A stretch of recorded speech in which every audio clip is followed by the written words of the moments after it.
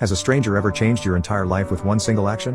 When I was little, I grew up in a very bad household, and because of this I was a very shy and awkward kid with no social skills. I was only in first grade, but I already felt like an outcast, spending my lunchtimes alone and being sad about how the other kids had so much fun playing with each other. This combined with coming home to angry alcoholic parents who punched holes in walls made me a pretty depressed kid, and I truly thought of myself as a loser. But then one day this girl changed my life. It was lunchtime and I was sitting alone on the grass as usual, when this classmate of mine, who was also a loner, came up to me with a flower in her hand.